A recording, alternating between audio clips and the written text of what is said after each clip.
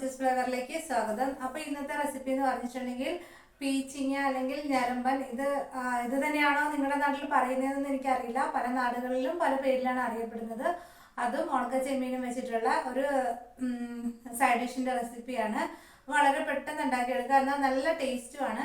അപ്പോൾ ഇതിൻ്റെ പ്രിപ്പറേഷനും ഇൻഗ്രീഡിയൻസും ഒക്കെ നമുക്കൊന്ന് കണ്ടു നോക്കാം. അപ്പോൾ ഇന്ന് നമ്മൾ ചെയ്യാൻ പോകുന്നത് ഒരു സിമ്പിളായിട്ടുള്ള എന്നാൽ നല്ല ടേസ്റ്റി ആയിട്ടുള്ള ഒരു സൈഡ് ഡിഷിൻ്റെ റെസിപ്പിയാണ്. അതായത് ഇത് വെച്ചിട്ടാണ്. ഇതിൻ്റെ പേര് പീച്ചിങ്ങ അല്ലെങ്കിൽ ഞരമ്പൻ എന്നൊക്കെയാണ് അറിയപ്പെടുന്നത്. പല സ്ഥലങ്ങളിലും പല പേരിലാണ് അറിയപ്പെടുന്നത്.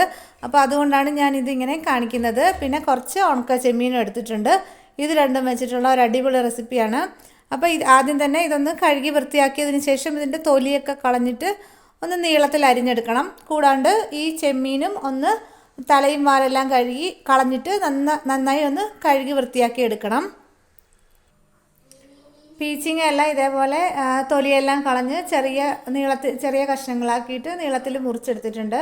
പിന്നെ ചെമ്മീനും അതേപോലെ തലയും വാലെല്ലാം കളഞ്ഞ് നല്ല കഴുകി വൃത്തിയാക്കി വെച്ചിട്ടുണ്ട്. പിന്നെ ഒരു തണ്ട് കറിവേപ്പിലയും ഒരു പച്ചമുളക് ഇതേപോലെ മുറിച്ചെടുത്തിട്ടുണ്ട്. ഇനി നമുക്കിത് പ്രിപ്പയർ ചെയ്യുന്നത് എങ്ങനെയാണെന്ന് നോക്കാം. ഞാനിവിടെ ഒരു മണ്ണിൻ്റെ പാത്രമാണ് എടുത്തേക്കുന്നത്. ഇത് ഉണ്ടാക്കിയെടുക്കാനായിട്ട് ഏതെങ്കിലും ഒരു പാൻ അടുപ്പത്ത് വെക്കുക. ചൂടായി വരുമ്പോഴേക്കും നമുക്ക് അതിലേക്ക് ഏതെങ്കിലും ഒരു കുക്കിംഗ് ഓയിൽ ഒഴിച്ചു കൊടുക്കാം. ഞാനിവിടെ യൂസ് ചെയ്യുന്നത് കോക്കനട്ട് ഓയിലാണ്. 1 ടേബിൾ സ്പൂൺ ഒഴിച്ചു കൊടുക്കുക. എണ്ണ ഒന്ന് ചൂടായി വരുമ്പോഴേക്കും ഇതിലേക്ക് കുറച്ച് കടുക് ഇട്ട് കൊടുക്കുക. കടുകെല്ലാം പൊട്ടിയതിന് ശേഷം ഇതിലേക്ക് ഒരു തണ്ട് നമ്മൾ എടുത്ത് വെച്ചിരിക്കുന്ന കറിവേപ്പില ചേർത്ത് കൊടുക്കുക. ഇനി ഇതിലേക്ക് പച്ചമുളക് ചേർത്ത് കൊടുക്കുക. ഇനി അരിഞ്ഞു വെച്ചിരിക്കുന്ന പീച്ചിങ്ങ കൂടെ ഇതിലേക്ക് ഇട്ട് കൊടുക്കാം.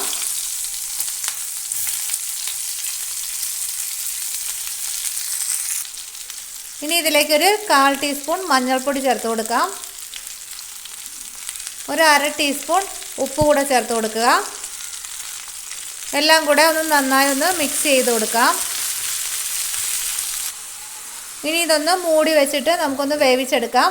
ഒട്ടും തന്നെ വെള്ളം ചേർക്കേണ്ട ആവശ്യമില്ല. പീച്ചിങ്ങയിൽ നിന്ന് തന്നെ വെള്ളം വന്നിട്ട് അത് വെന്തോളും. അപ്പോൾ ഇനി ഒരു 5 മിനിറ്റ് ലോ ഫ്ലെയിമിലിട്ട് ഒന്ന് വേവിച്ചെടുക്കാം. ഇപ്പോൾ ഏകദേശം 5 മിനിറ്റ് ആയിട്ടുണ്ട്. ഇനി നമുക്കൊന്ന് തുറന്ന് നോക്കാം. നന്നായി മിക്സ് ചെയ്ത് കൊടുക്കുക.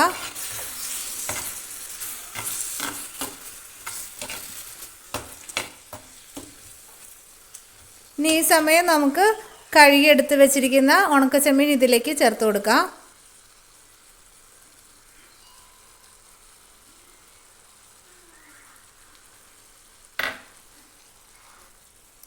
ഒരു 1/2 ടീസ്പൂൺ മുളക് പൊടി കൂടെ ഈ സമയം ചേർത്ത് കൊടുക്കുക. എല്ലാം കൂടെ നന്നായി മിക്സ് ചെയ്യാം.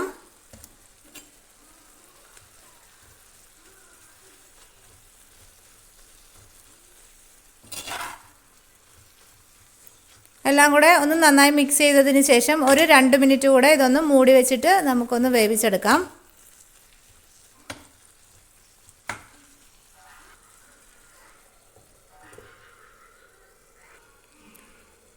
ഇപ്പോൾ ഏകദേശം സമയമായിട്ടുണ്ട്. നമുക്കിനി ഇതൊന്ന് തുറന്ന് നോക്കാം. ഇപ്പോൾ ചെമ്മീനും പീച്ചിങ്ങയും എല്ലാം നന്നായി വെന്തിട്ടുണ്ട്. ഇനി ഈ സമയം നമുക്കിതിലേക്ക് 2 വെളുത്തുള്ളി അല്ലി ചതച്ചതും പിന്നെ ഒരു 2 അല്ലെങ്കിൽ 3 ടീസ്പൂൺ തേങ്ങ ചിരവിയതും കൂടെ ഇതിലേക്ക് ചേർത്ത് കൊടുക്കാം. തേങ്ങ ചിരവിയതില്ലെങ്കിലും കുഴപ്പമില്ല, വെളുത്തുള്ളി അല്ലി മാത്രം ചേർത്താലും മതിയാവും. എല്ലാം കൂടെ നന്നായി മിക്സ് ചെയ്ത് കൊടുക്കുക. ഇനി ഇത് ഒരു മിനിറ്റ് കൂടെ നമുക്കൊന്ന് മൂടി വെച്ചിട്ട് വേവിച്ചെടുക്കാം. തേങ്ങയുടെ ഒരു പച്ചച്ചുവയൊക്കെ മാറുന്നത് വരെ മൂടി വെച്ച് ഒന്നുകൂടെ വേവിക്കാം.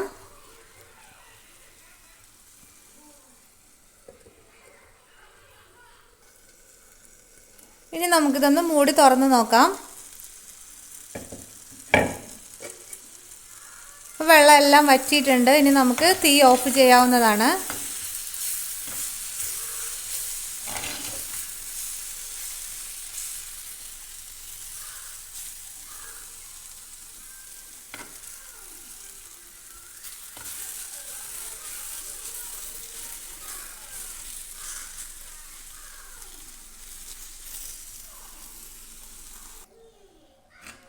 അങ്ങനെ നമ്മളുടെ ഉണക്കച്ചെമ്മീനും പീച്ചിങ്ങയും വെച്ചിട്ടുള്ള സൈഡ് ഡിഷ് റെഡി ആയിട്ടുണ്ട്. നല്ല ടേസ്റ്റാണ്. അപ്പോൾ എല്ലാവരും ഒന്ന് ട്രൈ ചെയ്ത് നോക്കുക.